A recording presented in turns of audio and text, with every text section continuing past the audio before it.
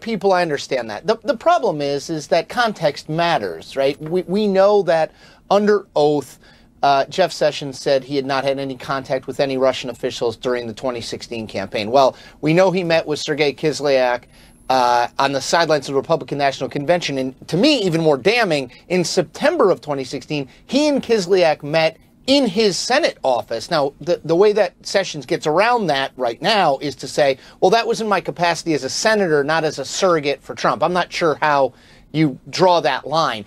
But it's, I've been comparing it. I have little kids, so I compare it to my kid not bringing his homework home, right? The kid forgets his homework the first time. You say, honest mistake, you got a lot of stuff going on at school, you're playing with your friends, fine.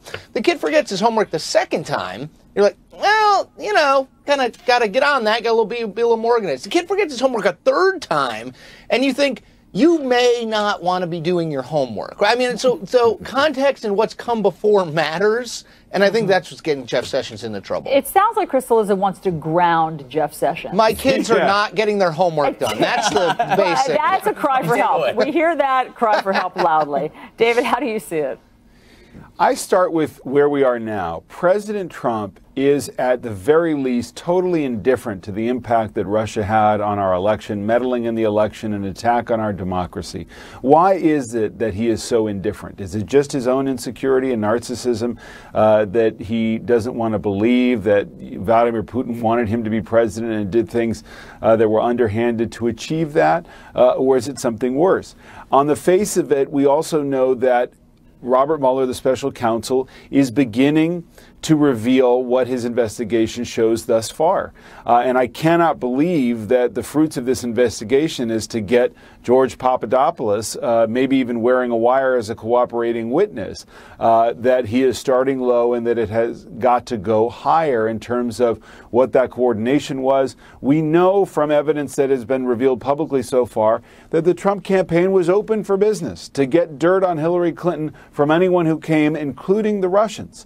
So where did it go from there? And I think that's what we should be focused on, is what we're learning so far and what it potentially leads to, rather than over-interpreting what these contacts alone tell us about whether there was any criminal activity.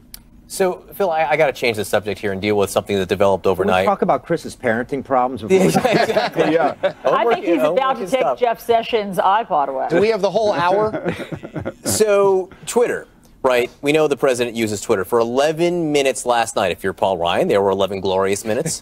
If you're Donald Trump, there were 11, very, very troubling minutes. His Twitter account was down. Yeah. We learned this morning that it was a disgruntled employee. It says, through our investigation, we have learned that this was done by a Twitter customer support employee who did this on the employee's last day. We're conducting a full internal review. And then the president tweeted about it this morning. I got to find it in the stream of Twitters. My Twitter account was taken down for 11 minutes by a rogue employee. I guess the word must be finally getting out and having an impact. It's all sort of funny, and I made jokes about this, but what if this employee on the last day in customer support didn't take the account down but tweeted about North Korea? I mean, that's a serious concern. Well, we've already seen that concern in the public space. The president does that already. When I look at a couple of issues, the president's use of Twitter and what he says when he uses it, I think the use of Twitter is revolutionary in politics. And I think the president is setting a precedent. Whether you like what he says or not, that's significant. But what we've seen from him already is also revolutionary in foreign policy. You have a nuclear-capable state, and you have a president of the United States who wakes up and says, let me just throw something into the water and see what happens with the North Koreans. So you're not worried about a national security hack. You're worried about the president. I'm worried about the president himself saying things with a foreign power where we don't understand how that foreign power thinks. And remember, we don't understand how that foreign power perceives what the president says. Are they going to take what he says seriously? But I'm sorry, but what if Larry from customer support can do it? I mean, I don't know his name is Larry. Mickey? What if he wants to start a war with North Korea? He took the account down last night. Well, I think if I'm in Twitter, I have a fundamental question. When we have a capability by a single employee either to take down an account or to tweet, I think the question is, why doesn't somebody review that? Fair question. Gentlemen, thank you very much for talking about all of this with us this morning. Up next, former Trump advisor Carter Page told the House Intel Committee that he gave Attorney General Jeff Sessions a heads up about a trip to Russia during the campaign. What else did Page tell the congressman? A member of that committee joins us next. New Day is brought to you by Restasis Multidose Cyclosporin Ophthalmic Emulsion. Get your savings card today by visiting Restasis.com. Lights, camera, strike a pose. Your eyes work as hard as you do, but do they need help making more of their own tears? If you have chronic dry eye caused by reduced tear production due to inflammation, Restasis Multidose can help. With continued use twice a day, every day, 1 drop at a time. Restasis Multidose helps increase your eye's natural ability to produce tears, which may be reduced by inflammation due to chronic dry eye. Restasis Multidose did not increase tear production in patients using anti-inflammatory eye drops or tear duct plugs. To help avoid eye injury and contamination, do not touch the bottle tip to your eye or other surfaces. Wait 15 minutes after use before inserting contact lenses. The most common side effect is a temporary burning sensation. Ask your eye doctor about Restasis Multidose. Savings card holders pay as little as $0 for 3 bottles. Start saving today at Restasis.com. I enjoy the fresher things in life. Fresh towels, fresh soaps, and of course, TripAdvisor's freshest, lowest prices. So, if you're anything like me, you'll want to check TripAdvisor. We now instantly compare prices from over 200 booking sites to find you the lowest price on the hotel you want. Go on, try something fresh. TripAdvisor, the latest reviews, the lowest prices. Your insurance company won't replace the full value of your totaled new car. The guy says, you picked the wrong insurance plan. No, I picked the wrong insurance company. With Liberty Mutual New Car Replacement, you won't have to worry about replacing your car because you'll get the full value back, including depreciation. Switch and you could save $782 on home and auto insurance. Call 1-844-592-2089 for a free quote today. Liberty stands with you. Liberty Mutual Insurance. My job? Create a workplace that provides great experiences and builds value. That takes an accomplished HR team with the latest skills and know-how, and nothing spells that more clearly than SHRM CP and SHRM SCP. SHRM's competency-based certifications say HR professionals are ready to build business success and shape the changing world of work. I'm confident when I know an HR professional is SHRM certified. Accredited SHRM certifications are the key to great HR. And great HR makes great organizations. Join Bill Weir on a journey through New Zealand and see what's being done to protect the country's national symbol, the kiwi. Dropping poison from the skies. What do you say to the folks who have a problem with that? The Wonder List with Bill Weir, tomorrow at 9 on CNN. It starts with the ingredients. Made from scratch. Cooked to perfection. Great food is what you expect from a Greek diner, and that's what you'll find here at Andy's Diner. This is no ordinary menu, and this is no ordinary. It's time to raise your expectations in Conshohocken, Bensalem, and Springhouse. Is this a phone or a little internet machine? It makes you wonder, shouldn't we get our phones and internet from the same company? That's why Xfinity Mobile comes with your internet. You get up to 5 lines of talk and text at no extra cost. So all you pay for is data. See how much you can save. Choose by the gig or unlimited. Xfinity Mobile, a new kind of network designed to save you money. Call, visit, or go to xfinitymobile.com. All new Anthony Bourdain Parts Unknown, Puerto Rico, Sunday at 9 on CNN. Now a CNN exclusive, former Trump campaign advisor Carter Page told a House panel yesterday that he told Jeff Sessions about a trip to Russia during the 2016 campaign. This raises new questions about Sessions' statements to Congress about the campaign contacts with Russia. Joining us now is Democratic Congressman Jim Himes of Connecticut. He is a member of the House Intel Committee, and that's where Carter Page was yesterday. Congressman, thanks so much for being here. What did Carter Page tell you all yesterday, and what are your questions today? Good morning, Allison. The way you report the story is correct, and you know, it's a little early to jump on that as a major scoop. The way, and as you know, we try to be a little careful about discussing what happens in those rooms. But of course, Mr. Page himself talked about this. He did say that in passing, very quickly, he mentioned this to Jeff Sessions. Now, you know, Jeff Sessions may come before the Congress again. The Senate will have the opportunity to ask him in more detail about whether he remembers that. Of course, Allison, in the context of what Bob Mueller did earlier this week with George Papadopoulos and a guilty plea in terms of hiding contacts with the Russians, I think this is pretty small beer. But nonetheless, it does raise further questions for Attorney General Jeff Sessions, who, as you know, as a result of the Papadopoulos guilty plea, the Senate has already said they would like to have another conversation with him. Well, is it your impression, Congressman, that Jeff Sessions has a faulty memory or that he's hiding something?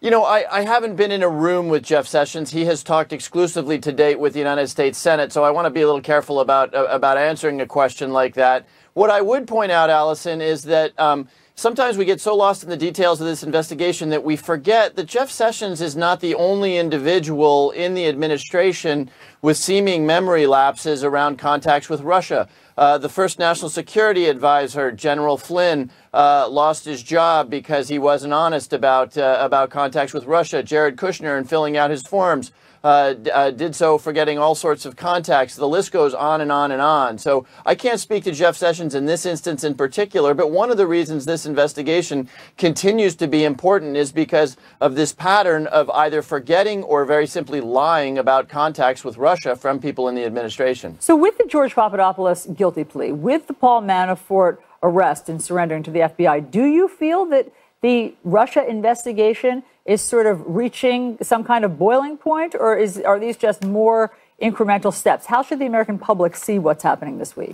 Yeah, I'm not sure I would use the term boiling point. What is interesting is that before this Monday, in the Congress, a fairly significant and coordinated effort to do two things was impinging on the investigations. Many of my Republican colleagues were saying, gosh, we're almost done, we're pretty close. A lot of them were saying, haven't seen any evidence of the president's involvement. And of course, part two of that was, don't look over here, look over there at uranium and the Clintons and the DNC. Well, the first leg of that stool, the idea that there's nothing there, went away in dramatic fashion on Monday because of the Papadopoulos guilty plea. And of course, the questions about what Manafort will be telling Mueller practically as we speak. So we're left with a president who has, just an hour ago or 2 hours ago, now that there is absolutely no question that there is more to be learned with respect to the Russia investigation, the president out there, many of my colleagues on the Republican side have more shame than this, but the president this morning is saying DNC, Donna Brazile, Hillary Clinton. That's got to tell the American people something. Well, let's talk about that, because the Donna Brazile, who was the, interim chair of the DNC, she has come out with a big revelation. I mean, she's written a book. The previews of this book do have some pretty stunning tidbits of information in there. One of the things that she says is that the DNC was much more cash-strapped than we knew, that President Obama had left the DNC in financial dire straits to the tune of millions of dollars of debt, and that Hillary Clinton's campaign basically helped them pay off that debt by kind of refunneling campaign contributions to the DNC, and that in exchange, she exerted control over the DNC, and all of that was to Bernie Sanders' detriment. Your thoughts on this? Yeah, well, I've only read the summary, I guess, that was out in the press yesterday about what she learned, and the accusations are pretty significant, and particularly for Democrats like myself. If we had that kind of rot within one of our critical organizations, if in fact the playing field was tilted, and again, we've got to wait for the book to come out and read all of the allegations, Democrats like myself have got to take that very, very seriously. It looks like a serious problem. That does not in any way, shape, or form relate to the Russian attack on our election system. I know, but the question of whether the Trump administration was involved. I get it. We've pivoted to this, but do you think that the primary was rigged against Bernie Sanders? Well, again, I've read exactly one Politico article on this. If Donna Brazile's accusations are accurate, and I don't have any reason to believe that she would make them up, we've got yet another chapter in the Democratic self-reckoning to do. No question about that. Okay, as you say, President Trump has fastened upon this morning. He's tweeting, everybody is asking why the Justice Department and FBI is not looking into all of the dishonesty going on with crooked Hillary and the Dems. New Donna Brazile book says she paid for and stole the Democratic primary. What about the deleted emails, uranium, Podesta, the server, plus? People are angry. At some point, the Justice Department and the FBI must do what is right and proper. The American public deserves it. So, as you point out, Deflection is one of the devices that the White House does use. But in terms of looking into this and what Donna Brazile claims, what would you call for? Well, let's be very clear. I mean, if Donna Brazile's accusations, and again, I think we're all reading about them for the first time, are true, that's an internal problem. You know, that's a management problem within the DNC. The president would have you believe that there's illegality. I've seen or heard nothing to suggest that there was any illegality. Let's remember, the Uranium One deal, you need to read about that for about 5 minutes to know that there is absolutely nothing there. And let's also remember about Hillary Clinton's email scandal, which, went on for years and tarnished her name. Again, absolutely zero evidence that there was a violation of law there or that there was any harm suffered. So what the president is trying to do is he's trying to say, look at this conviction of George Papadopoulos, the indictment of Manafort, people who were, a serious law enforcement issue, raising the question, quite frankly, and it's a question, it has not yet been answered, but raising the question of possible treason practices. I mean, come on, that's just ludicrous on the face of it. Congressman Jim Himes, we appreciate your perspective. Thanks for being with us. Thank you, Allison. John. President Trump is calling it a big, beautiful Christmas present. He's not talking about the Red Ryder carbine action air rifle.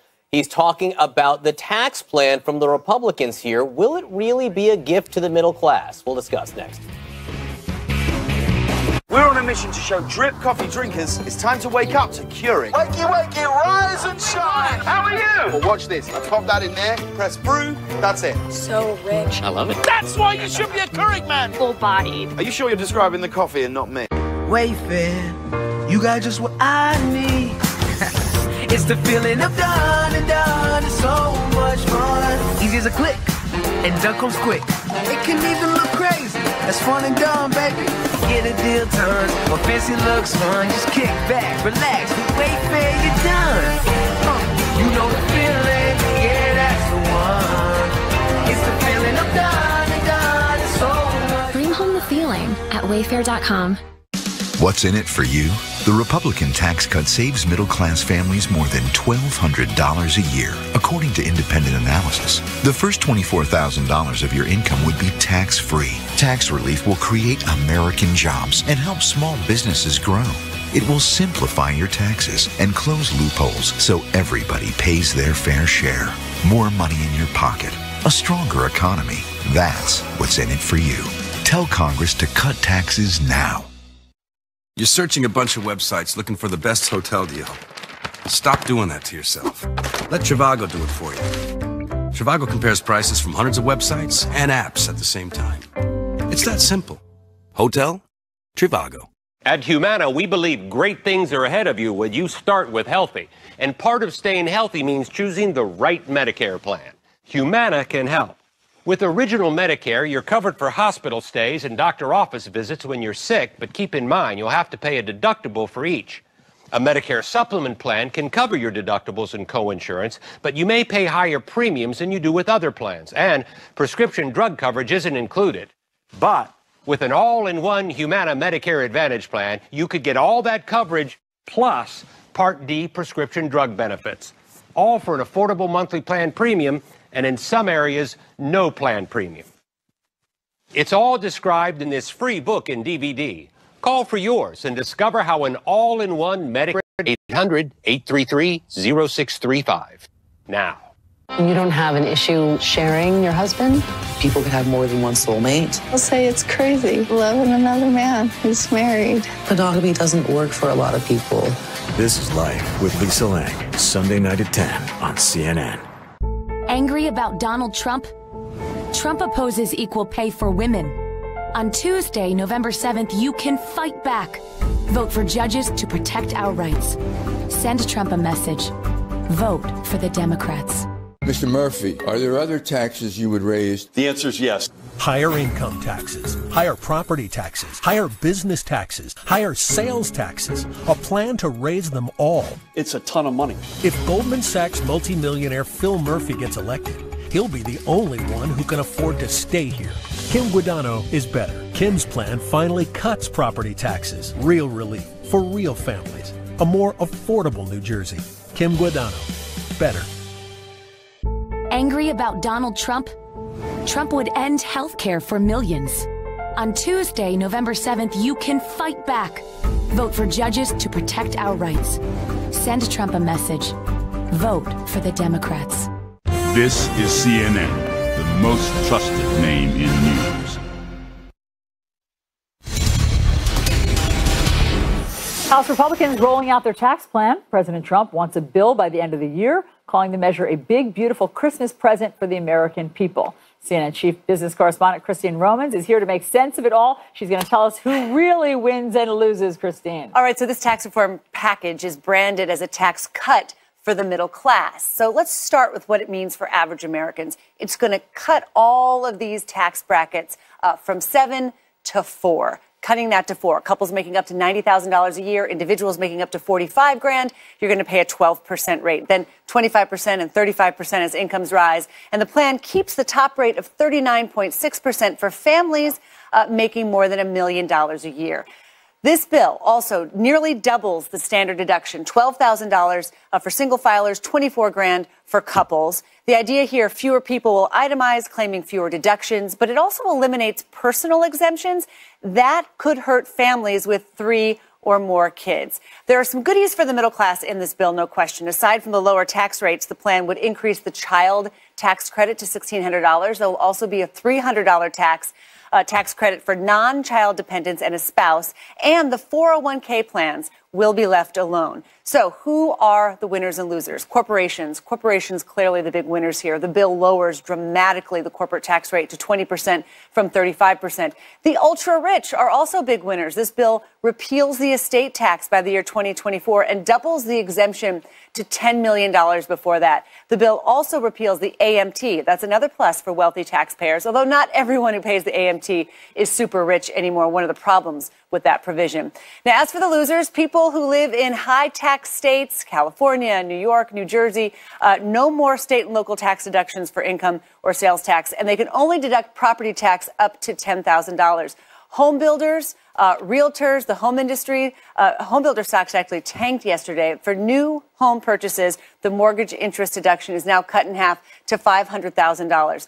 There are a lot of other changes to popular deductions that could help or hurt homeowners. Bottom line, guys, it depends on where you live, how much money you make, and what deductions you take. The goal here is to cut taxes for individuals and for businesses. That's really a centerpiece of this here. And the White House says, the Republicans say, that will grow the economy. The real question there is the goal more to cut taxes for businesses and individuals. Let's talk about that. Joining us now, CNN senior economics analyst, former senior economic advisor to the Trump campaign, Stephen Moore, and the managing director and chief economist at J.P. Morgan Chase, Anthony Chan. Anthony, to you first.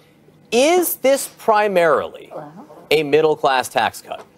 It clearly is not. I mean, when you look at the numbers, $1.5 trillion worth of tax cuts, you essentially have the estate tax taking about 34% of the personal tax cuts. And the estate tax really only hit the top 0.2% of all the estates out there.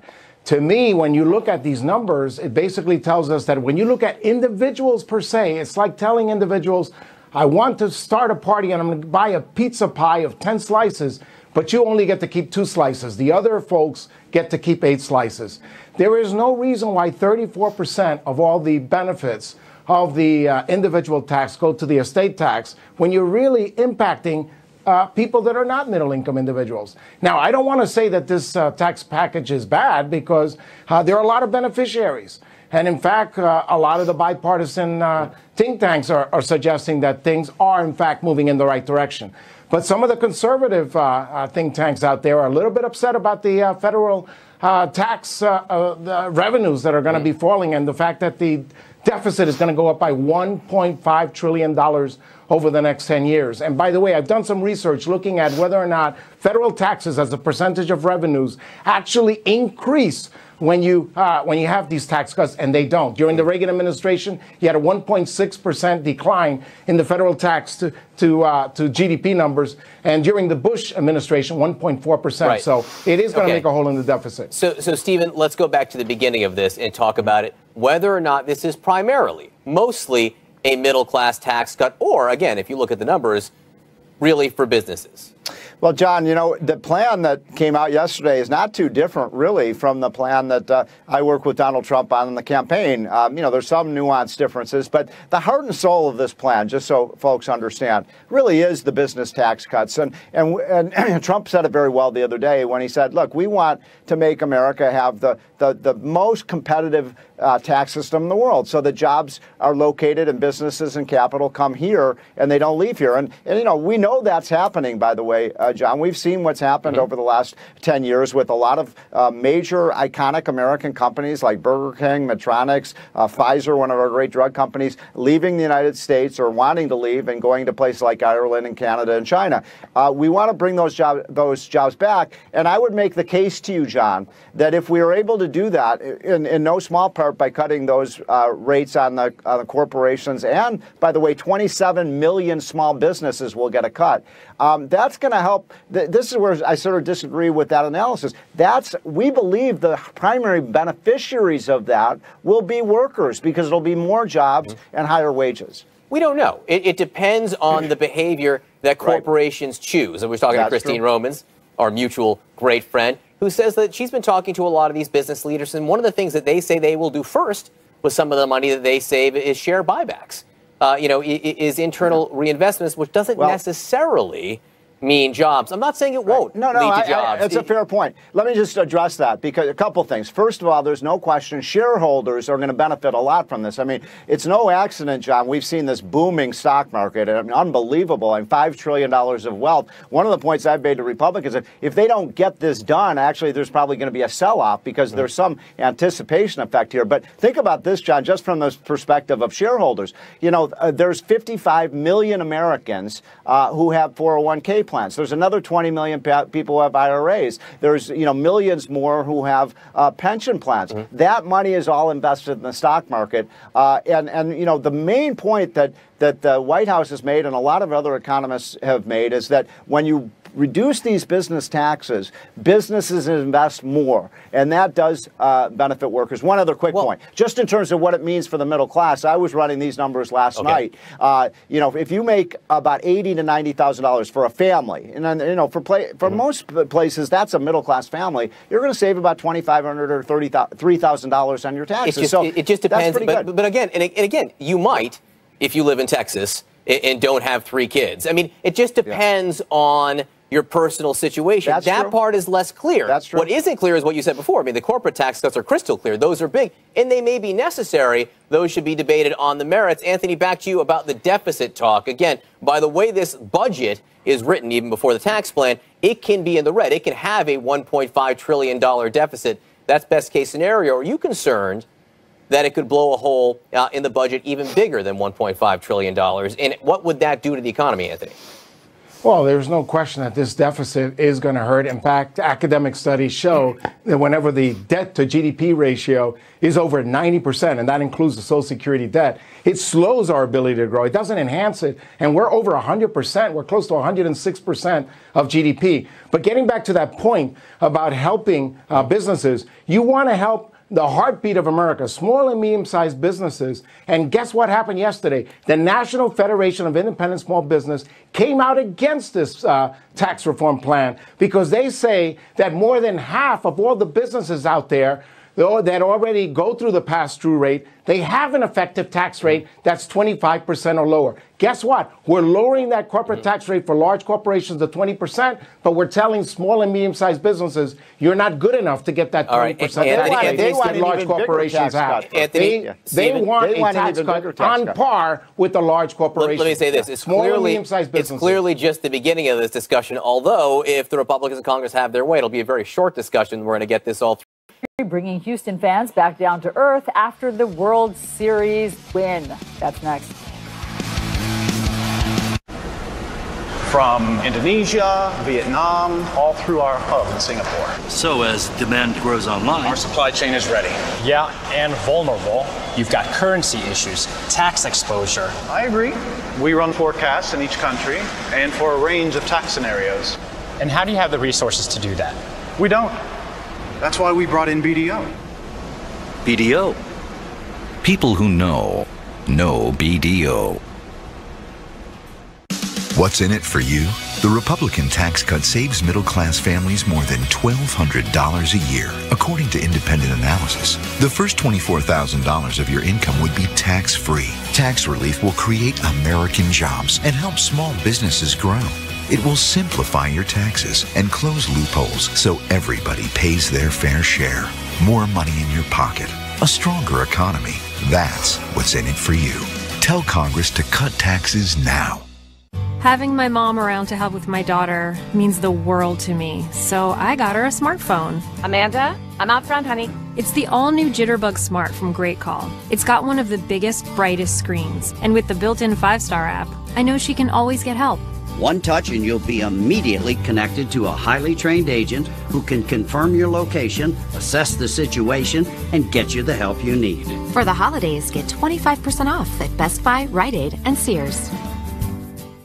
Take a stand, make a stand for what's right. It's always worth the fight. Vote now for the CNN Hero of the Year at CNNHeroes.com and Facebook Messenger. You know, one day a client said to me, you would only understand if you've been overweight. But I was overweight. Be Balanced Hormone Weight Loss Centers taught me that the weight wasn't all my fault, that by balancing my hormones, I could naturally lose 60 pounds. Maybe you've seen our commercials. Maybe you've wondered, could this really work for me? So many of our clients are sleeping deeper, feeling better moods, and losing weight. What would it be like if you could truly be balanced? Fill out a hormone questionnaire online today. This holiday, let QVC be your guide. We'll help you find cool and unique gifts, specially curated for everyone on your list. Like your favorite techie, a secret Santa, any beauty buff, even you. Find great brands and new deals every day and get $5 off your first purchase with code 54U. Shop now at QVC.com. Find what you love. Love what you find. This is Life with Lisa Lang, Sundays at 10 on CNN. If you have Medicare, I have 3 things you'll want to hear. There's an all-in-one Medicare Advantage plan from Humana. It includes Medicare Part D prescription drug coverage, and it may save you money in so many ways. It's all in this book, and it's yours free just for calling. You'll see all the ways the plan might save you money, even on prescription drugs. In fact, last year, Humana Medicare Advantage prescription drug plan members saved an estimated $6,500 on average on their prescription costs. And you get all this coverage with an affordable monthly plan premium, and in some areas, no plan premium. Even if you've looked at Humana before, you need to take another look at this plan. We'll send you the decision guide absolutely free, in a slightly smaller size, of course. Discover the all-in-one Medicare Advantage plan that could cut your costs and cover your prescriptions. Call 1-800-552-1854. Or go to HumanaBigBook.com. The savings are too big to miss. Your new day weather, brought to you by Humana. At Humana, we think great things are ahead of you when your health is ready for them. It's been a warm start to November. How long will that last? CNN meteorologist Chad Myers has our forecast. What do you see, Chad? Probably not till Thanksgiving, but for a few more days for sure. It is already in the 60s in New York for you right now there. It's going to be a beautiful day across the country today, in most spots anyway. This weather is brought to you by Humana. Start with healthy. Look at the high in D.C. today, almost breaking a record there. It was over 90 degrees in Dallas for the first time in November ever yesterday, breaking an old record there. Now, it's cold to the north, warm to the south, as you'd expect, but that front doesn't move very much. Now, it does cool down slightly for the Boston or the New York Marathon for this weekend. So I'm thinking about you, John, because of Boston. But otherwise, the cold air sinks into our forecast by Wednesday. But I'll tell you what, we're back up into the 60s and 70s for next week. Atlanta, 80 degrees on Monday. New York City, 55 for Saturday, 64 on Sunday. And if you're running for the marathon, still in the 60s, a little bit damp, but good times, I think, with this type of temperature. Chad Myers thinking about me not just because of Boston, but also because of my hair. I know these things. Thanks, Chad, so much. Very good. All right, so the sports gods giveth and taketh away. Houston wins the World Series and then loses the most exciting young quarterback in football. Houston native Andy Scholes with more on the Bleacher Report. Hey, Andy. Yeah, good morning, John. You know, had the Astros not won the World Series, this Deshaun Watson news would have been infinitely worse for Houston fans. Still really sad, though, for Watson, who was enjoying, a breakout rookie season. According to reports, Watson suffering a torn ACL on a non-contact play during practice yesterday. He's going to miss the rest of the season. Watson, he was leading the NFL in passing touchdowns and really turned the Texans into the highest-scoring team in the NFL. The Texans will reportedly sign quarterback Matt McGloin, and according to Jason La Canfora of CBS, they did not consider signing Colin Kaepernick. All right, the World Series champion Houston Astros, meanwhile, returning back home yesterday to a hero's welcome. World Series MVP George Springer still has that trophy in hand. I actually saw him leave the team hotel in LA with it yesterday. Today, the team is going to hold a big parade through the streets of downtown Houston. And schools in Houston are canceled today so that all the kiddos can get out there to the parade. Allison? Priorities. John likes that idea. Priorities. Those are his priorities. He likes that a lot. Andy, thank you. Hey, you win 1 in 55 years. You got to do it. That's true. I agree. I support that. All right. Meanwhile, what is it like for American military families living in South Korea today? Region, and she's going to introduce all of us to one family and how they live next. Bleacher Report is brought to you by Tums. What are you eating this tailgate season? Share photos of your game day spread on Twitter or Instagram using the hashtag Tums Sweepstakes for a chance to win one of the weekly prizes to upgrade your next tailgate. When heartburn hits, fight back fast with Tums Chewy Bites. Fast relief in every bite. Crunchy outside, chewy inside. Tums Chewy Bites. We're on a mission to show drip coffee drinkers it's time to wake up to Keurig. Wakey, wakey, rise and shine. How are you? Well, watch this. I pop that in there, press brew, that's it. So rich. I love it. That's why you should be a Keurig man. Full-bodied. Are you sure you're describing the coffee and not me? The day after chemo might mean a trip back to the doctor's office, just for a shot. But why go back there when you can stay home with Neulasta Onpro? Strong chemo can put you at risk of serious infection, which could lead to hospitalizations. In a key study, Neulasta reduced the risk of infection from 17% to 1%, a 94% decrease. Applied the day of chemo, Neulasta Onpro is designed to deliver Neulasta the next day, so you can stay home. Neulasta is for certain cancer patients receiving strong chemotherapy. Do not take Neulasta if you're allergic to Neulasta or Neupogen, filgrastim. Ruptured spleen, sometimes fatal, as well as serious lung problems, allergic reactions, kidney injuries, and capillary leak syndrome have occurred. Report abdominal or shoulder tip pain, trouble breathing, or allergic reactions to your doctor right away. In patients with sickle cell disorders, serious, sometimes fatal crises can occur. The most common side effect is bone and muscle ache. So why go back there? If you'd rather be home, ask your doctor about Neulasta Onpro. Time's up insufficient prenatal care. And administrative paperwork, your days of drowning people are numbered. Same goes for you, budget overruns. And rising costs. Wipe that smile off your face. We're coming for you too.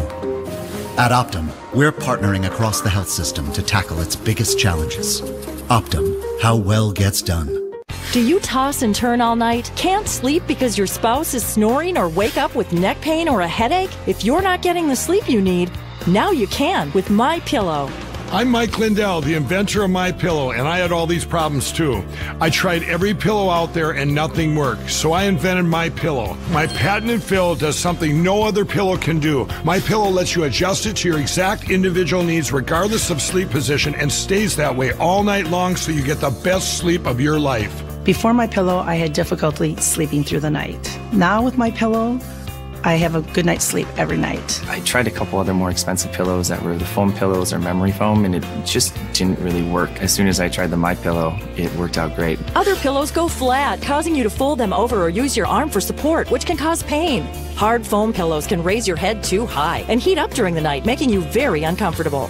But the revolutionary MyPillow has patented fill that won't go flat and keeps your neck supported and aligned to your exact individual need. MyPillow helps you get and stay in deep sleep all night long. Call or go to MyPillow.com now to order your MyPillow. Use the promo code on your screen and you'll get a second pillow absolutely free. I invented MyPillow because I believe everyone should get a great night's sleep.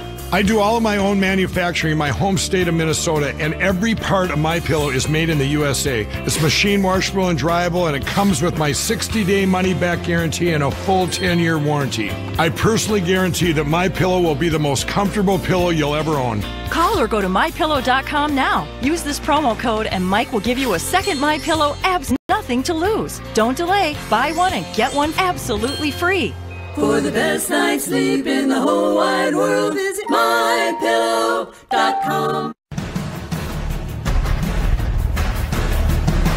President Trump is getting ready to head to Asia this morning as North Korean state media slams what it calls the gangster-like U.S. military for a flyover with South Korea and Japan near the Korean peninsula. This comes as South Korea intelligence suggests that Pyongyang may be planning more missile tests.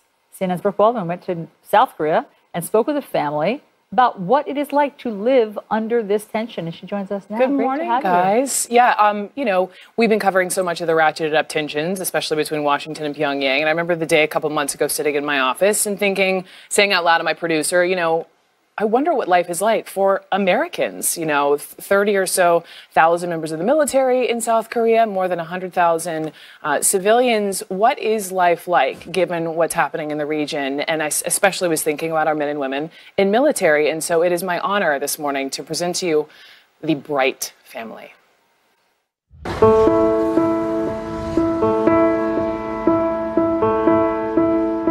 We're in Camp Casey. We call this my house. We call the one in Yongsan my home. Because it's where your family is. Right, in a words matter kind of way. Here in Casey, I'm what's called Area 1. They have South Korea divided into areas based on how far away you are from North Korea. So this is as close as you can get. And then Area 2 encompasses Seoul, and they live in Yongsan, which is the base right dead in the center of Seoul. When did he have the conversation with you, honey? Moving to Seoul. We knew that we were finding out soon. So we knew he was getting a command. We were so happy about that. He called and he was like, okay, we know. So I knew it was one of those, I'm going to ease into it kind of thing, So he told me South Korea and I was like, wow.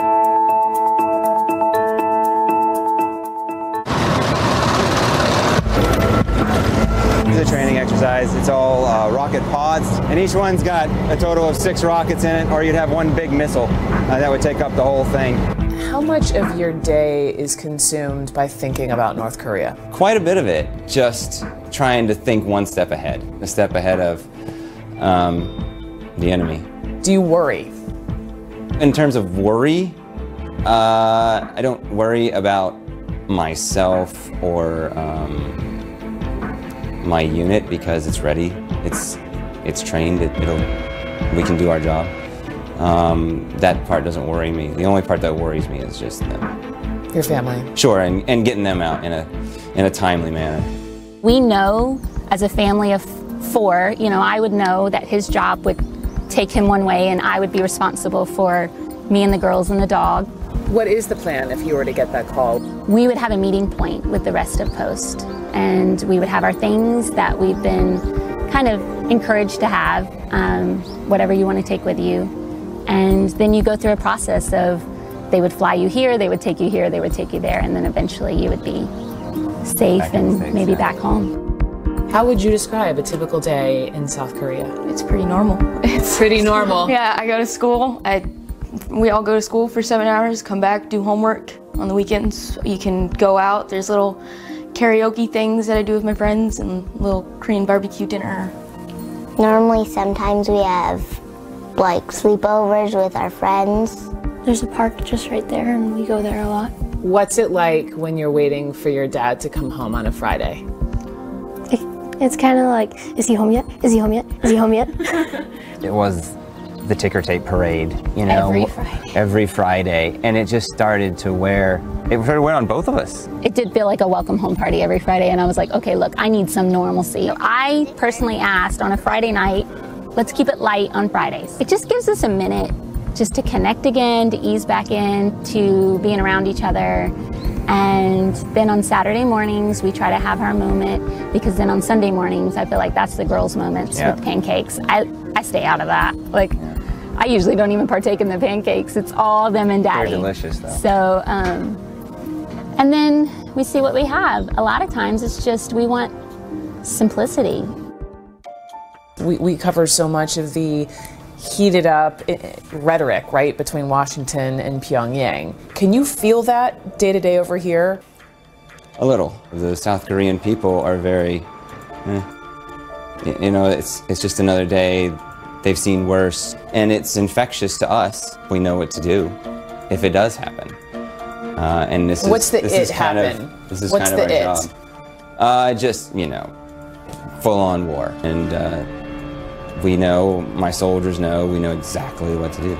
If and when that call came into you and you're ready to roll, what does the call look like between you and your wife? Ugh, I don't want to even think about that. I guess it's a phone call. Say, hey, see you later. Get out. Get out. Yeah. Was it tough for you to think about? Yeah, it is. That part's hard. Why?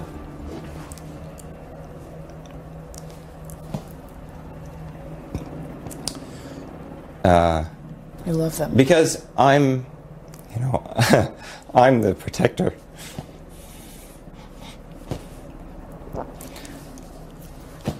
It's your job to protect your family. Right. And I can't. They have to go. I have to protect these guys. It's hard. The thing about that part's hard. What does your dad mean to you? It means a lot. He's a great father. I'm glad that he's around with us. He's an amazing person to have in our lives. He works and makes sure that we're safe and we're good. Tell me about your mom. She helps a lot. She has to put up with so much, like taking care of us during the week when Daddy's not here. Since we move so much, family is the thing that keeps constant. Like, we always have Mom and Dad, we always have each other. Wow, that is beautiful. I mean, I so admire Colonel Bright's candor there with you. There was not a dry eye in the room. Look, I got to say, there's two fascinating aspects to this. One is the sacrifice that our servicemen and women make and the families make as well. But the other is that when we deal with North Korea and the situation, this is not some abstraction. This is not happening on the other side of the earth. I mean, there are tens of thousands of Americans who are right in the middle of it. Right. I mean, as he pointed out, he's in Area 1, so if something were to happen, Colonel Bright would be leading that charge. He would be on the front lines. And, you know, he talked to me about some really close calls he had in the Middle East for a number of different deployments he's been a part of. But, you know, it was fascinating to me because we talk so much about it over here, and people have been so worried about, well, what could happen and what could happen with North Korea. But to meet these people, to feel it there, they have to, they take a note from the South Koreans. Listen, we've got to continue on with our lives. But at the same time, you know, in that moment when he sat there with me and broke down and was so candid and emotional, obviously they feel that. Sure. They feel that threat. But I am just, it was humbling. The whole week in Korea was humbling for me. And we met another soldier who I'm introducing on my show later today. We were on the DMZ, had extraordinary access there, and just a different sort of story of a 19-year-old who'd never left the country and is now living a stone's throw from North Korea. So please tune in today at 2 o'clock Eastern for that. I mean, as we do every day. As we do every day. Of course, but thank you so you much. also just capture the sacrifice of the family so beautifully, and so thank you. Thank you for letting me share it on your show. Thank you for bringing it. All right, we'll be watching. Thanks. All right. Got a lot of news this morning, so let's get to it. President Trump did not dismiss the idea of arranging a meeting between Vladimir Putin and Trump. I have nothing to do with Russia. No person that I deal with does. Sessions failed to tell Congress about the proposed Trump-Putin meeting during his confirmation hearing. His campaign was riddled with people with Russian connections. That's not normal. He is peeling away the layers of this onion, and somebody's going to end up crying. This is really about a DNC that lacks transparency. Do you agree that it was rigged? Yes. We're going to get this done. Why? Because the American people deserve this.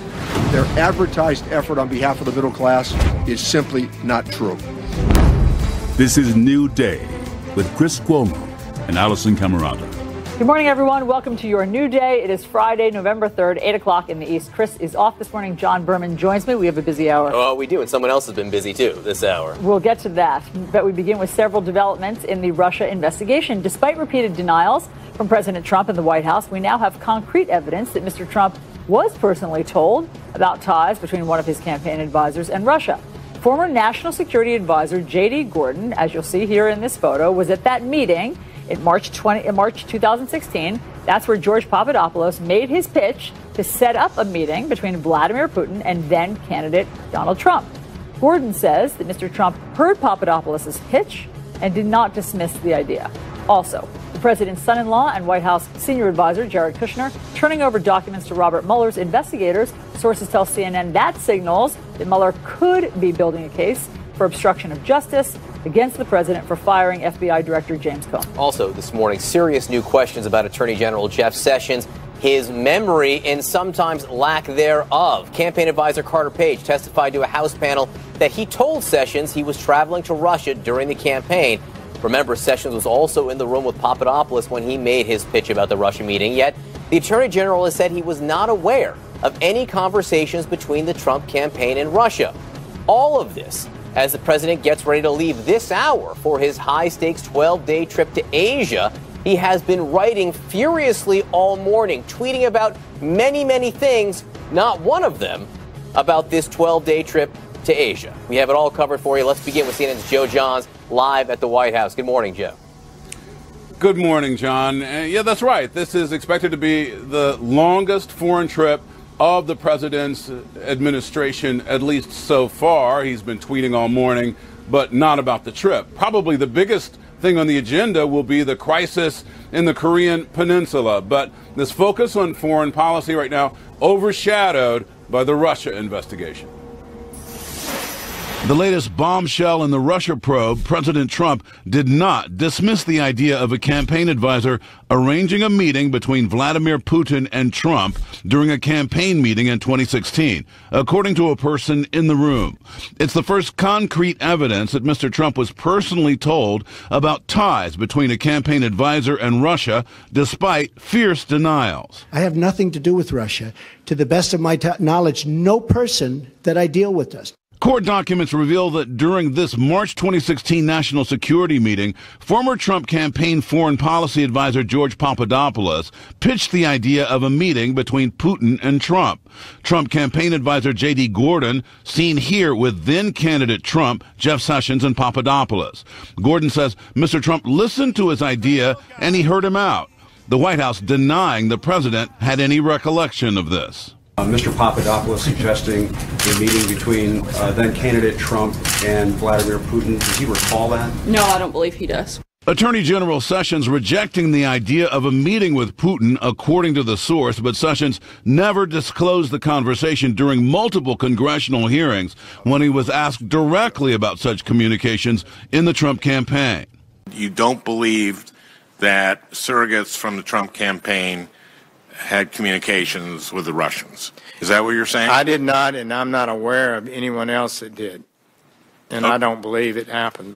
Now, Senate Democrats want to question Sessions about those denials. The highly anticipated testimony from former Trump foreign policy advisor Carter Page fueling even more questions about what Sessions knew regarding ties between the Trump campaign and the Kremlin. Testifying behind closed doors for more than 6 hours before a House panel, Page revealing that he told Sessions about a trip he was taking to Russia during the 2016 campaign, though Page said the trip was unconnected with the campaign. This is another conversation Sessions failed to mention during hearings. He seems to have problems telling the truth on this subject. The Attorney General forced to recuse himself from the Russia investigation after failing to disclose his own contacts with Russia's ambassador to the U.S. I have never met with or had any conversation with any Russians or any foreign officials concerning any type of interference with any campaign or election in the United States. In the wake of indictments of 3 Trump foreign policy advisors, the president continues to insist that Hillary Clinton should be the one investigated. The saddest thing is that because I'm the President of the United States, I am not supposed to be involved with the Justice Department. I'm not supposed to be involved with the FBI. I'm not supposed to be doing the kind of things that I would love to be doing. And I'm very frustrated by it. And continuing to watch the president's Twitter feed this morning, he's been on a real Twitter tear. As you know, last night there was some controversy when a rogue Twitter employee on his or her way out the door apparently shut down the president's Twitter feed for about 11 minutes. He talked about that, and since then he's tweeted about a variety of subjects, including excerpts of a new book from the former interim director of the Democratic National Committee, Donna Brazile, alleging that the process in the primaries was rigged in favor of Hillary Clinton.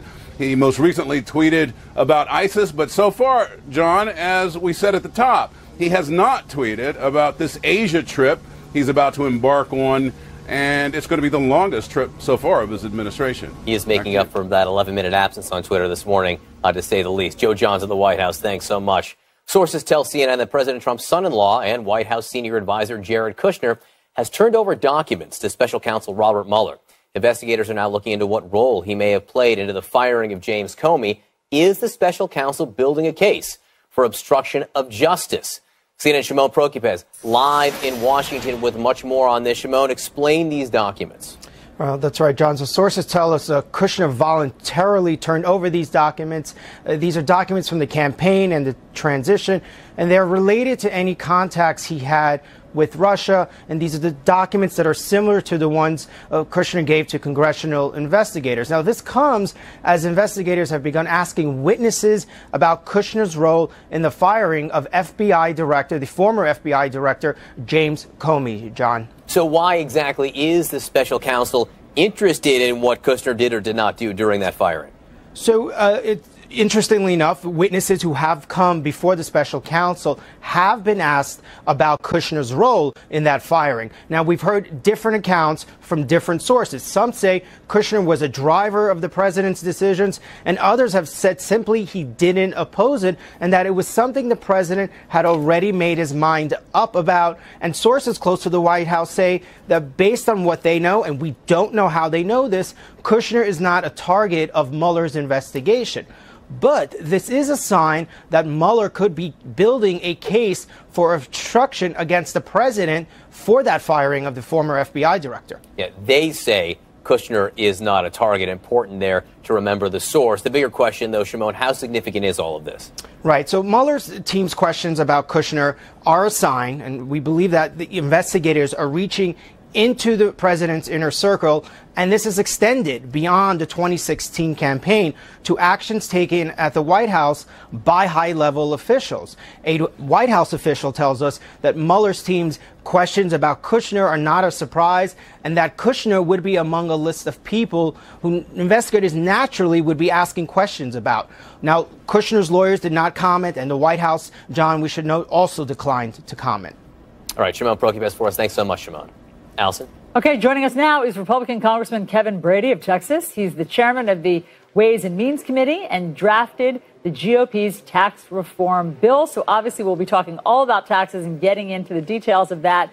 Congressman, it's great to see you. But in the meantime, we just want to start with the news of the day, and that is these new Russia revelations. We now know that Donald Trump, then candidate, was in a meeting where George Papadopoulos pitched setting up a meeting between President Vladimir Putin and Donald Trump. Here's a picture of it from March 2016. What do you make of all of the latest revelations? Here's what I know for certain. Everyone following this Russian investigation deserves a tax cut and a better paying job. That's exactly what we're focused on here. Yesterday, we unveiled the Tax Cuts and Jobs Act. This really grows the economy in a major way. It reduces taxes for families, so much so, and simplifies it.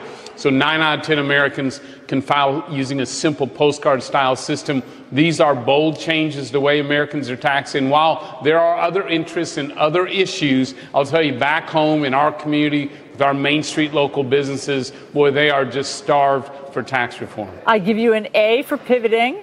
That was a wonderful segue that you did there. So let's dive in, because I know that that's what you want to do. Let's get into the details where the devil waits. So these local and state deductions that people, certainly in big states, or I should say blue states like New York, New Jersey, Connecticut, California, people have been relying on being able to deduct their local and state taxes. If those go away, those people get hurt. So I don't believe so, and here's why. We want families, regardless of where you live, including in those high tax states. And by the way, I'm sorry that these families just get hammered by their local mayors and governors with the highest taxes in the world. It feels like, I don't know how they make it, but we believe they ought to keep more of what they earn as well. And so we are working with these high tax state lawmakers. So the reason we provide a significant tax cut, we double the standard deduction, we eliminate this double AMT tax, and we create a new family credit to help every family in America keep more of what they earn. When you do that, you make sure that whether you're in New York or you're in Kansas, you keep more of what you earn. Well, it's not passing the math test for some, like Congressman Lee Zeldin, a Republican. He says this: I am a no to this bill in its current form. Eliminating the SALT, which is the state and local taxes, deduction would be a geographic redistribution of wealth, picking winners and losers.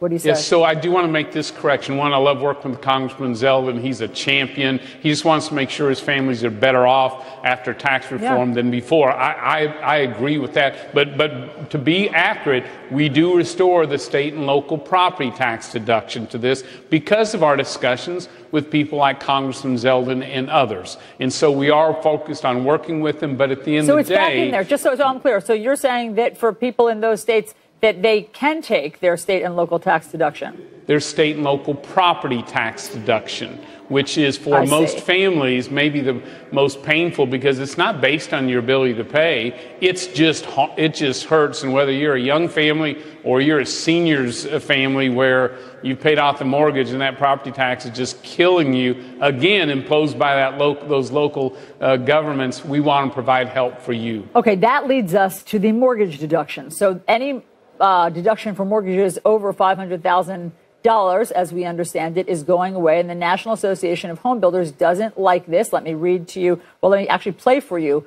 what they say about this plan. Listen. When house values start to go down in one market, it spreads to the next market and the market next to that and another market. And next thing you know, you have a housing recession. The people who are counting on the equity in their homes had better sit tight for a few years before trying to cash it out, exactly to your point. And that has our members irate. Congressman, here is his point. There are 7 million homes on the market right now that are more than $500,000. So the mortgages wouldn't be able to be deducted under your plan. Those houses would automatically be devalued. What do you say to him? So I don't believe that, and here's why. Just because people don't take out the mortgage from the entire value of the house, at least hopefully they're not anymore. That was a problem before in the last crisis. The other thing is everyone keeps their mortgage deduction on their mortgage up to $1 million today, so nothing changes there. But here's my main point. The value of your home and home sales increases when the economy gets stronger, and it goes south when the economy goes south. So when we go bold like we do to get people back to work, create jobs, and create growth, that is good for homeowners, it's good for home builders, and by the way, it's good for home values. All right. Well, I mean, obviously they've thought about that and disagree with you, as do... Well, I will tell you this. We are working with the home builders. We've worked with them to develop what we call a new home credit that can help more people across maybe a broader economic spectrum with their home ownership issues. We continue to explore that. I think it's a terrific idea. I would like to see it, frankly, in the tax code at some point. So you might be inserting some things to help the home builders come around? Well, just because I think there are smart ways and smarter ways to do the exact same thing. This old broken tax code, frankly, doesn't work for a lot of Americans. And so we'll continue to work all the way down the line, because while we are starting in Ways and Means Committee on Monday to take action on this tax reform, I'm looking to improve it at every step in the way. Let me show you the list of Republican lawmakers who are not a yes on your plan yet. So we have, as we've discussed, Congressman Lee Zeldin, Congressman Peter King of New York, Congressman Dan Donovan, New York, Congressman Frank LoBiondo of New Jersey, Congressman Leonard Lance of New Jersey, Congressman Tom McCarthy, New Jersey. You can see that there's a pattern in terms of people thinking that it would hurt their constituents in those states. And then you have Senator Marco Rubio of Florida. He doesn't think that it goes far enough towards helping working families. You have Senator Jeff Flake, who doesn't like that it would increase the debt and deficit. And Senator Bob Corker also believes that it would increase the deficit. So what do you say to them? So I say the Senate will have a chance to pass their tax reform. And we think, unlike health care, where simply they didn't deliver, we're hopeful they'll work together to provide big, bold tax reform, just as we did as well. I mean, but hold on a second, because obviously it's, well, you were asking about some of the members who have concerns. I am, but I think it's healthy for them to have this at this point. And we're working with those lawmakers to make sure, well, we find common ground. But are you comfortable with it increasing the deficit by $1.5 trillion? So I believe tax reform will move us back toward a balanced budget.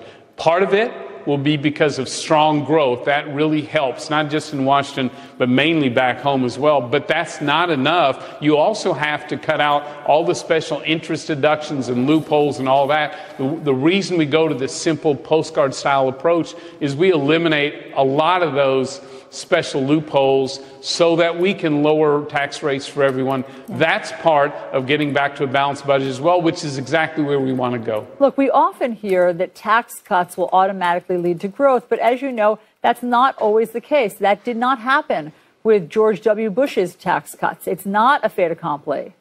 Well, so George Bush's tax cuts were right for that era. But President Reagan's cuts, and we know President John F. Kennedy's cuts that he designed as well, were incredibly pro-growth. Yeah. Here's what we do know. If you want to stay with high deficits and a national debt, just stick with the status quo. Keep the tax code where it is. Let's watch our jobs continue to leave America. Let's keep paychecks stagnant for another decade. I guarantee you we'll be deeper in debt as a nation, and our families will be poorer off. Look, our analysts, many of our analysts say that the Ronald Reagan analogy is not an apt one. He was bringing it down from 70%. You can't use that in the modern day. The George W. Bush analogy is a more applicable one, because that one, as you know, did not lead to the promised growth. So I will tell you this. I think you make a great point about the Reagan reforms. This is a different era. We know that the rates have come down over time. We make the changes, the improvements underneath those rates to get rid of all those hidden taxes, that double taxation of AMT, all that stuff that people don't know hit them. So we make those improvements, but we do something else. Another focus for us is leapfrogging America from where we're at, nearly dead last competitively around the world, into the top 3 so that we can bring those jobs back to America. And by the way, look, this economy, it has improved dramatically. We've got to get it revved up for another decade. And so that growth, those paychecks, that's all great for middle-class families. Look, we're out of time, but obviously we'll have you back to talk about all of the things in your plan, because there are so many questions still. There are so many. Thank you. Thank you for being on with us. John. All right. Thanks, Allison. President Trump minutes away from leaving for the most consequential international trip of his presidency. But over the last hour, he has had a steady stream of statements, including apparently announcing military policy. We'll discuss what he's been doing and what he plans to do. Is he going to keep this up for 12 days on the road? Stay with us. At Humana, we believe great things are ahead of you when you start with healthy. And part of staying healthy means choosing the right Medicare plan. Humana can help. With Original Medicare, you're covered for hospital stays and doctor office visits when you're sick, but keep in mind you'll have to pay a deductible for each. A Medicare supplement plan can cover your deductibles and coinsurance, but you may pay higher premiums than you do with other plans, and prescription drug coverage isn't included. But with an all-in-one Humana Medicare Advantage plan, you could get all that coverage plus Part D prescription drug benefits, all for an affordable monthly plan premium, and in some areas, no plan premium. It's all described in this free book and DVD. Call for yours and discover how an all-in-one Medicare Advantage plan from Humana could save you money. Call 1-800-833-0635. That's 1-800-833-0635. Now.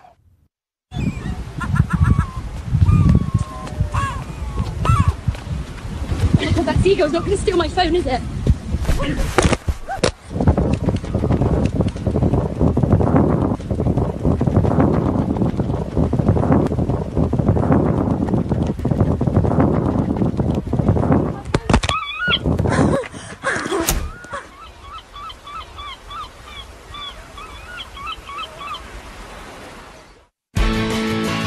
about my bed.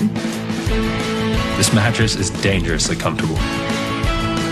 When I get in, I literally say, ah. America loves the Leesa mattress. We have more 5-star customer reviews than any other mattress of its kind. This bed hugs my body. I'm now a morning person. Hello, bed of my dreams. Discover how Leesa's innovative design provides an extraordinary sleep experience. Then place your order. We'll ship your Leesa mattress right to your door so you can enjoy a risk-free trial at home. I love my Leesa. Today is gonna be great. Sleep on it for up to 100 nights and love it, or you'll get a full refund. Returns are free and easy. Now you can experience the Leesa difference before you buy at any West Elm. Or go to buyleesa.com and get $100 off. And free shipping, too. You need this bed. You don't have an issue sharing your husband? People can have more than one soulmate. I'll say it's crazy, loving another man who's married. Monogamy doesn't work for a lot of people. This is Life with Lisa Lang, Sunday night at 10 on CNN. Montgomery County's own Paul Lally is our highly qualified candidate for Commonwealth Court to ensure that our schools were adequately funded. Paul Lally has received the highest recommendation from the ACBA, and he stands for our country and our Constitution.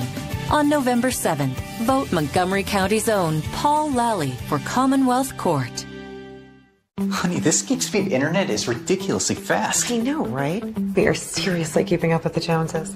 I know, right? We are seriously keeping up with the Andersons. We are finally keeping up with the Fords. Keeping up with the Garcias. Keeping up with the Harveys. Keeping up with the Romeros. Carters. Patels. The Allens. Willans. Right. Them. No one's gonna have internet like this. No one's gonna have internet like this. Gig speed internet from Xfinity. Over here. It's not just for the Joneses. This is CNN, the most trusted name in news. Okay, President Trump very busy this morning and doing things I think of enormous consequence. He's about to embark on a 12-day trip to Asia, but for the last hour, he's been making statements of all kinds on all subjects. 8 pronouncements on Twitter so far calling for an investigation in the DNC, using a racial term to describe a U.S. senator, and maybe more importantly, most importantly, making news in the war against ISIS. I want to bring in our panel, CNN politics reporter and editor-at-large Chris Cillizza, Real Clear Politics associate editor A.B. Stoddard, and former FBI special agent and a senior lecturer at Yale Law School, Asha Rangappa. Chris, I want to read you a couple of the last statements from the president because they're very, very important here.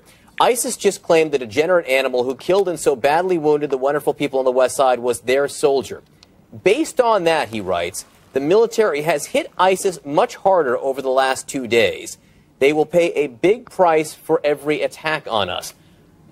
Did the president just announce, first of all, that there have been military strikes against ISIS over the last 2 days that we didn't know about, which is prerogative, but number two, some kind of policy shift in ISIS, against ISIS, that each terror attack will end up with some kind of proportionate or disproportionate response? Who knows? I hate to be flip about it, John, but the reality is, if past is prologue, this tends to be punditry by the president. Him reacting to events, making exaggerations, saying things that are sort of wish that it were true, hopes, or because he's not a pundit, he's the president of the United States, it's to your point, maybe it is a military change. Maybe we have made strikes against ISIS that we don't yet know about. I mean, this is the fundamental peril of a president who thinks and acts like a pundit. We don't know if he's just popping off or if he's acting and there's policy behind it. That uncertainty, by its very nature, is dangerous. Yeah, so, A.B., look, we don't always know about all of the attacks that the military is making on ISIS, but when the president announces like this, does it sound like there's some sort of new front or change in policy? Of course it does. And when the president said a few months back that North Korea was going to face fire and fury if they threatened us again, like they'd never seen, like the world has never seen, and they've, of course, subsequently threatened us again, what happens is people start to not believe what he's saying. And I think none of us will be surprised if we see H.R. McMaster, the National Security Advisor, or someone else come out later and sort of do a cleanup on aisle 3 about this. This is what he does. Chris is right. He acts on impulse. And sometimes it actually can be that he revealed something that should not be revealed. That's rare, but it has happened. Or he's just talking about what he would like to happen. Either way, he's supposed to be getting on a plane to Asia for a very sensitive trip, on which there has already been reporting by Newsweek that his aides are very concerned about his fatigue level, what he might say, either to allies like the Japanese or the South Koreans, or to the Chinese or the North Koreans, or about them. And this is obviously a concern that he is making pronouncements about a potential, strike against ISIS strongholds before he gets on the airplane. Well, what we're going to have to do, and we will do this, is we're going to press the Pentagon for answers right now if there was some kind of attack or strike over the last few days that we should know about, if there is some kind of policy shift.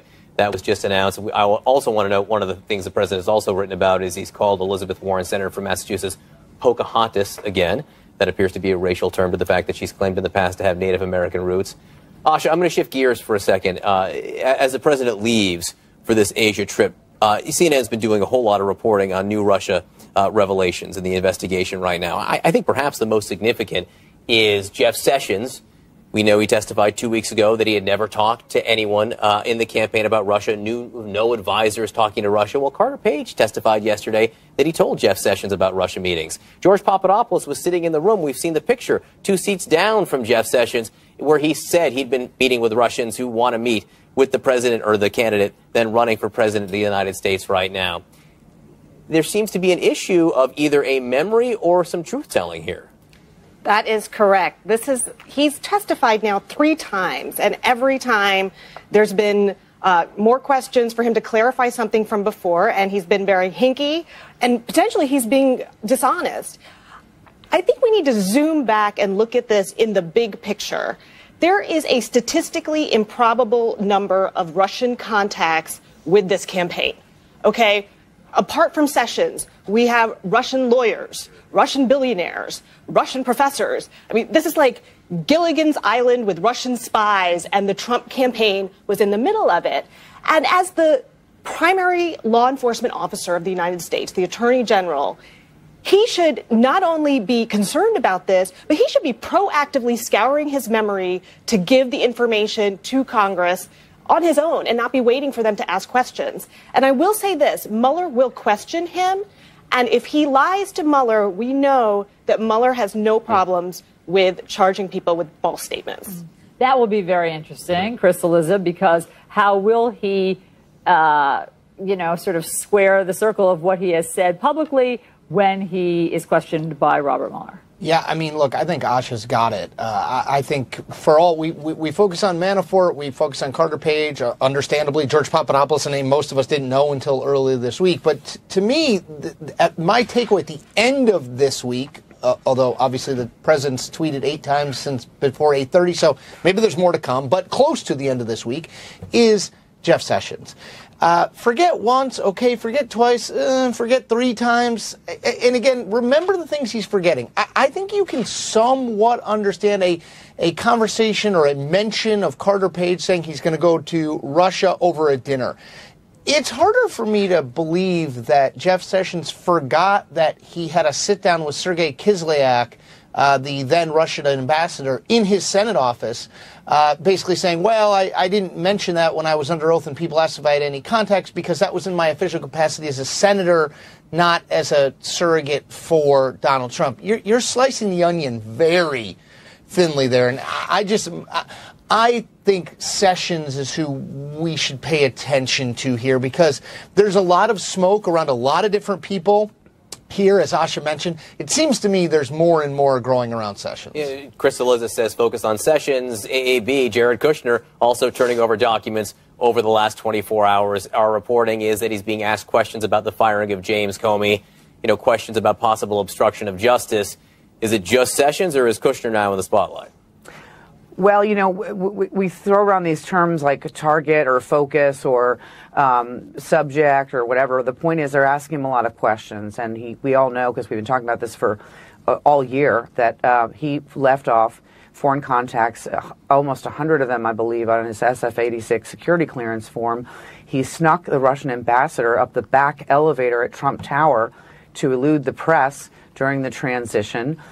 He was trying to set up a secret back channel of communications to evade our own security apparatus during the transition. So there will be questions of Jared Kushner. There's some conflicting reporting about how much he had to do with the Comey firing, but he certainly, obviously, is someone that they need to learn about, and we have no idea where this is going. I mean, to speculate about how intensely he's under the spotlight is really hard to do, but there's too many anecdotes about him hiding things, and we learn them later, for him not to be a subject of a lot of information, at least in the investigation. All right. Thank you all, panel. Hiring was always a huge challenge. Endless hours on job sites with not a lot to show for it. Then I found ZipRecruiter. 100 job boards with one click. Then easily select the best candidates from your dashboard. ZipRecruiter often sends me the right person in 24 hours. ZipRecruiter, the smartest way to hire. Try it for free at ZipRecruiter.com/smartest. Labor hates him. Civil rights leaders hate him. All the liberals hate him. We can aspire to something greater. You're out of your damn mind. I need people like me. Shut the door. LBJ, rated R, now playing. Cancer challenges us to find smarter solutions, to offer more precise and less invasive treatment options than before, like advanced genomic testing and immunotherapy. See how we're fighting to outsmart cancer at cancercenter.com/outsmart. If you have Medicare, I have 3 things you'll want to hear. There's an all-in-one Medicare Advantage plan from Humana. It includes Medicare Part D prescription drug coverage, and it may save you money in so many ways. It's all in this book, and it's yours free just for calling. You'll see all the ways the plan might save you money, even on prescription drugs. In fact, last year, Humana Medicare Advantage prescription drug plan members saved an estimated $6,500. Even if you've looked at Humana before, you need to take another look at this plan. We'll send you the decision guide absolutely free, in a slightly smaller size, of course. Discover the all-in-one Medicare Advantage plan that could cut your costs and cover your prescriptions. Call 1-800-552-1854. Or go to humanabigbook.com. The savings are too big to miss. We asked our customers, why is Consumer Cellular your choice in wireless? Consumer Cellular helps me save money. It's simple and easy. It is reliable. I like the fact that there are no contracts. By moving to Consumer Cellular, my cost is 50% less than it was. They fit the plan to you. I have everything I want with Consumer Cellular. Their customer service is fabulous. Customers are the #1 priority. I really feel like they take care of me. We're proud to have received the J.D. Power Award for highest customer service 3 times in a row. We really appreciate the AARP discount. AARP members get exclusive discounts. It's easy to switch. You could use your own phone and you could use your own number. Wild horses wouldn't drag me away from Consumer Cellular. Go with Consumer Cellular. You're going to save a lot of money. Switch today. It's all backed by a 30-day risk-free guarantee. Call 1-800-325-6461. Go online or visit a Target store today.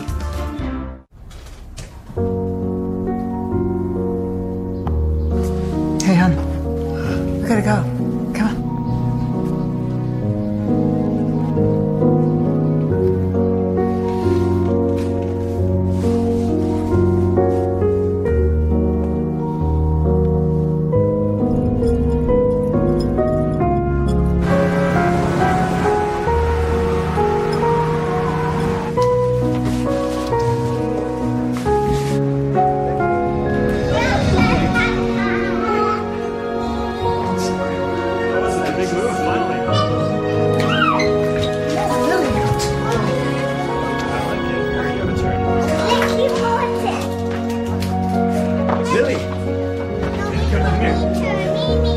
Thanks, Mom.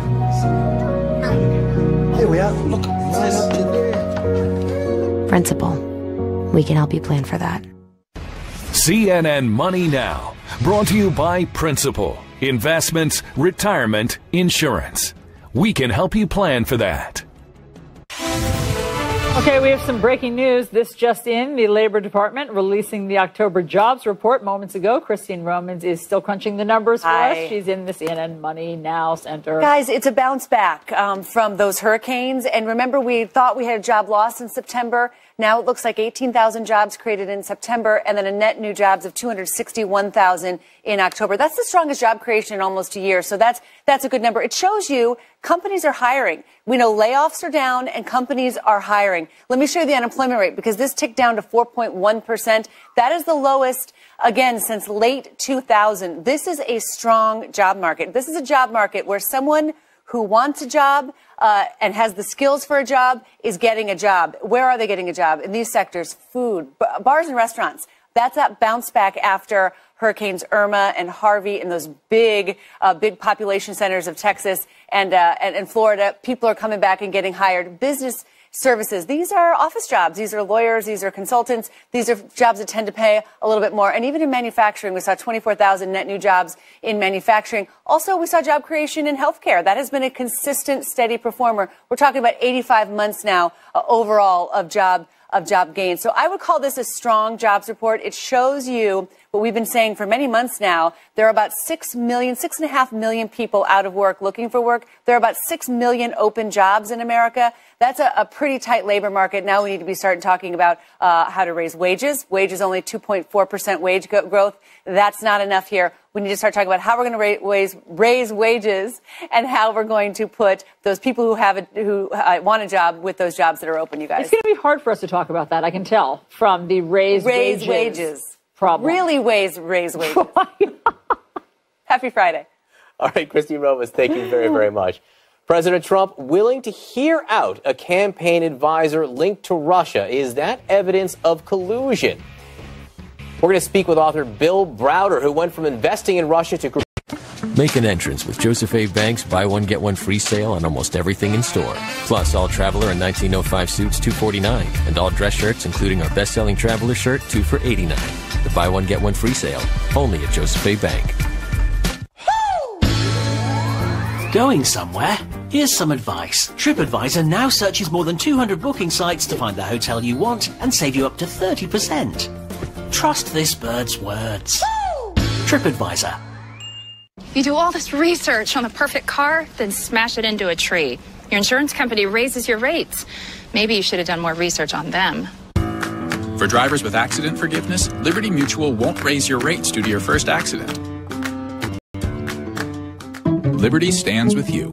Liberty Mutual Insurance. None of you are killers, yet someone must be.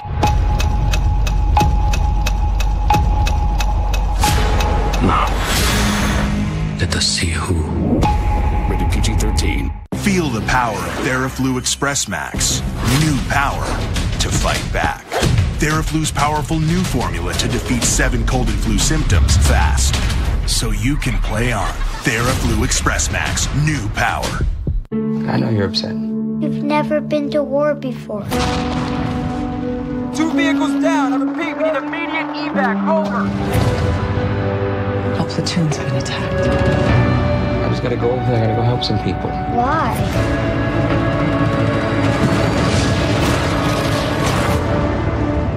Those guys in my platoon, they're my family too. The Long Road Home, Tuesday at 9 on National Geographic.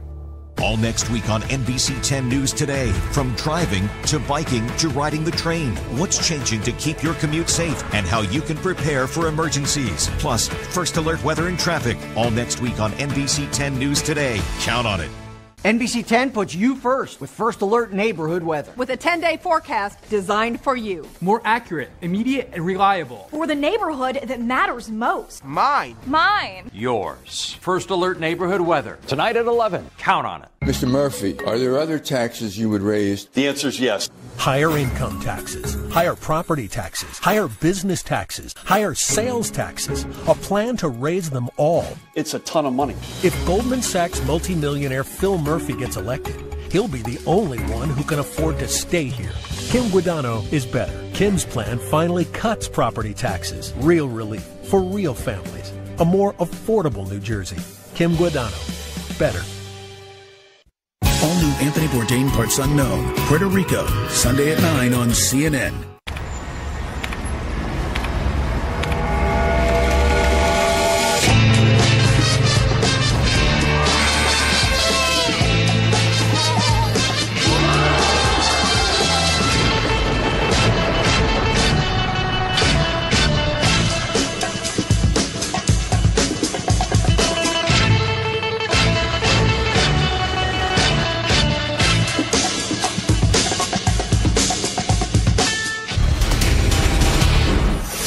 Major developments in the Russia investigation. A campaign advisor who attended a campaign meeting last year where George Papadopoulos pitched a Trump-Putin meeting tells CNN that then candidate Trump listened and did not dismiss the notion.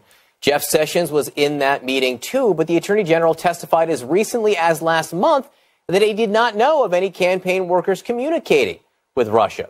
Joining me now is someone really at the center of this Russia discussion, Bill Browder, CEO of Hermitage Capital Management and the author of Red Notice. Bill, thanks so much for being with us. For people who don't know you and don't know your role sort of in the back and forth with Russia over the last year, Bill's been, was the main proponent of what ended up being the Magnitsky Act, something that really upset Vladimir Putin like nothing else. It was your lawyer who ultimately died at the hands of Russia. So that's just some context for people here. Asha Rangappa, who worked for the FBI, was just on with us. She said there was a statistically improbable level of contact between various Russians and various people in the Trump campaign. Does that seem like an apt statement to you, sir? Well, I don't have all the evidence that's available to all these people, but what we can see is that Vladimir Putin absolutely wanted to get rid of sanctions, the Magnitsky sanctions in particular.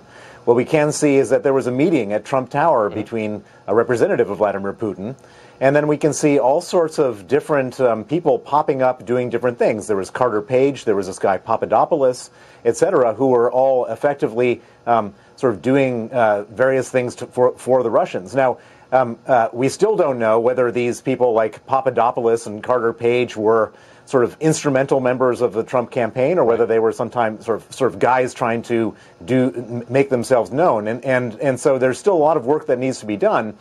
But this does start to solidify a picture which has been sort of hanging out there for a while. What we also know is that George Papadopoulos was offered stuff. These Russians that he was speaking with offered him dirt and apparently emails from Hillary Clinton. We know that Donald Trump Jr. was offered stuff, dirt on Hillary Clinton before that meeting where the Magnitsky Act was also discussed.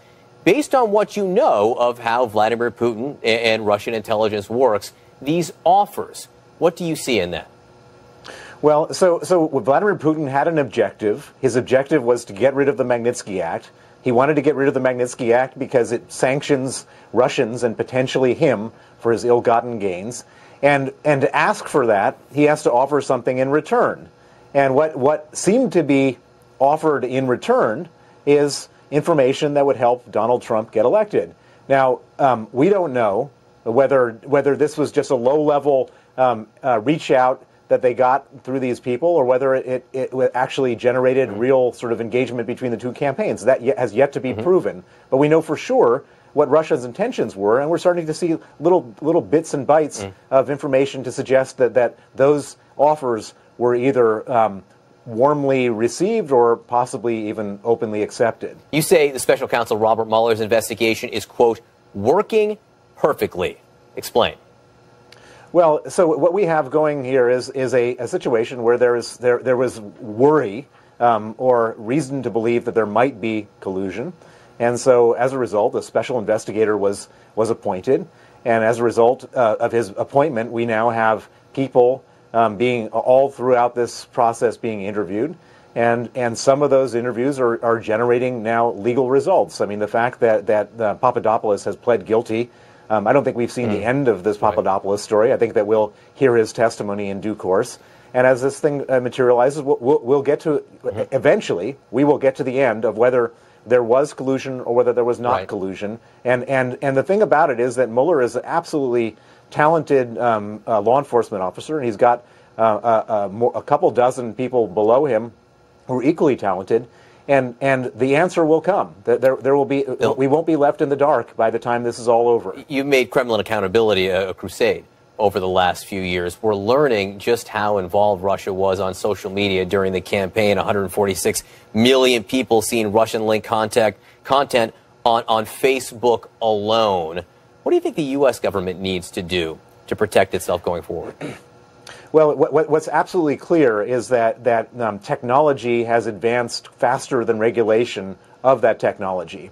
And both Twitter, Facebook, Wikipedia, Google, all these organizations are being abused by Russia, and there aren't any safeguards in place. And so this is an area that can't be just left to the chaotic elements of the masses. This has to be something where there is clear regulation so that Russians can't come into our country and basically manipulate public opinion as if it's American public opinion. It just can't happen. Quick final question. One of the bizarre, topsy-turvy natures of the whole Russia thing is that Fusion GPS, which was involved with the Russia dossier, obviously, at some point also hired to talk about you and research you in a not necessarily completely flattering way. What do you make of that? So at the exact same time as Glenn Simpson and Fusion GPS were working on the Trump dossier, they were working for Natalia Veselnitskaya, who was working for Vladimir Putin, to basically cover up the real facts of the murder of Sergei Magnitsky in Washington with journalists. And I find it astounding that basically anybody who's effectively working for Putin to try to cover up a murder doesn't rank very high in my books. All right, Bill Browder, thanks so much for being with us. Unusual insight you have into what's going on around the world right now. We really appreciate it. Thank you. Allison. Okay, John, here's some exciting news. CNN is proud to announce the top 10 CNN heroes of 2017, and you can decide who will be named CNN's Hero of the Year. So here's Anderson Cooper to show you how.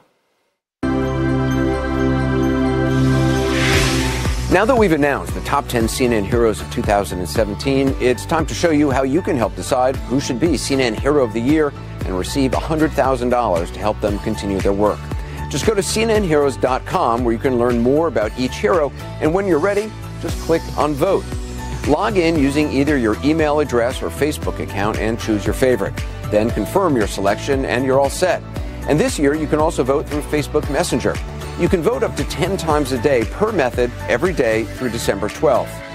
Then rally your friends by sharing your vote on social media. My friend and co-host Kelly Ripa joins me to reveal the 2017 Hero of the Year live during our 11th annual CNN Heroes and All-Star Tribute, Sunday, December 17th. Okay, and you can meet all of this year's top 10 heroes at cnnheroes.com and vote every single day. Also, a reminder that all 10 will be honored. To embark on a high-stakes trip to Asia, will he meet with Vladimir Putin during a key summit? CNN's Christiane Amanpour previews the 12-day trip. That's next. CNN Heroes is brought to you by Subaru. Love is what makes a Subaru a Subaru. And by Geico. 15 minutes could save you 15% or more on car insurance. Visit geico.com for a free rate quote.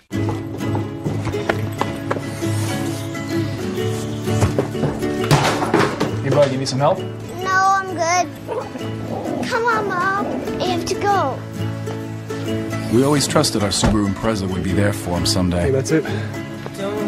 We just didn't think someday would come so fast. See you later, Mo.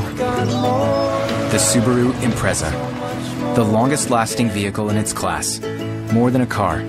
It's a Subaru. It's a small finger, a worm. Like a dagger? Tiny sword. Breadstick. Matchstick. A lamppost. Coin slot! No. 10 seconds. A stick, a walking stick. A boundary. Mount Kilimanjaro. Big Tour. Sorry. It's a tandem bicycle. What? As long as sloths are slow, you can count on Geico saving folks money. 15 minutes could save you 15% or more on car insurance. All right, I brought in high protein to help get us moving and help you feel more strength and energy in just 2 weeks.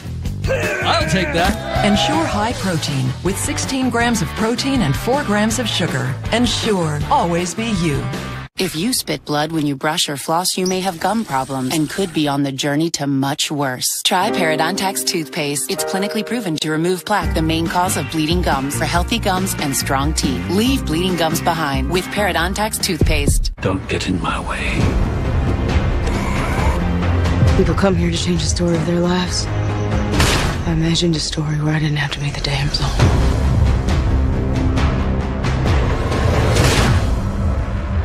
We're on a mission to show drip coffee drinkers it's time to wake up to Keurig. Wakey, wakey, rise and shine. How are you? Well, watch this. I pop that in there, press brew, that's it. So rich. I love it. That's why you should be a Keurig man. Full-bodied. Are you sure you're describing the coffee and not me? If you're 65 or older, you may be at increased risk for pneumococcal pneumonia that can take you out of the game for weeks, even if you're healthy. Pneumococcal pneumonia is a potentially serious bacterial lung disease that in severe cases can lead to hospitalization. It may hit quickly, without warning, causing you to miss out on the things you enjoy most. Prevnar 13 is not a treatment for pneumococcal pneumonia. It's a vaccine you can get to help protect against it. Prevnar 13 is approved for adults to help prevent infections from 13 strains of the bacteria that cause pneumococcal pneumonia. You should not receive Prevnar 13 if you have had a severe allergic reaction to the vaccine or its ingredients. If you have a weakened immune system, you may have a lower response to the vaccine. The most common side effects were pain, redness and swelling at the injection site, limited arm movement, fatigue, headache, muscle pain, joint pain, less appetite, vomiting, fever, chills, and rash. Help protect yourself against pneumococcal pneumonia. Ask your doctor or pharmacist about Prevnar 13. We demand a lot from our eyes every day. I should know. I have chronic dry eye caused by reduced tear production due to inflammation. So I use Restasis Multidose.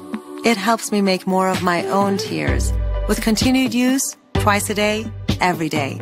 It's also what I prescribe to my patients who have this condition. Restasis Multidose helps increase your eye's natural ability to produce tears, which may be reduced by inflammation due to chronic dry eye. Restasis Multidose did not increase tear production in patients using anti-inflammatory eye drops or tear duct plugs.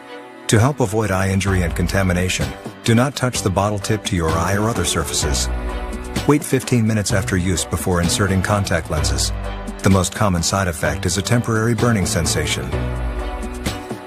Ask your eye doctor about Restasis Multidose. Savings card holders pay as little as $0 for 3 bottles. Start saving today at Restasis.com.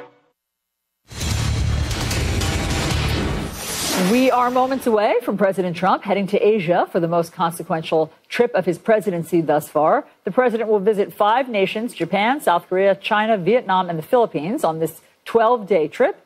This, of course, amid escalating tensions with North Korea. So joining us now is CNN Chief International Correspondent Christiane Amanpour. Christiane, great to have you here with us. What are you watching for this trip? Well, it is an important trip, obviously, and it's a long trip, one of the longest, if not the longest, that the president has taken. And obviously the big sort of, geostrategic challenge will be North Korea. And they quite haven't figured out, neither the US or the allies, how to keep Kim Jong-un from using and threatening his nuclear capabilities. So that's going to be a big, big issue.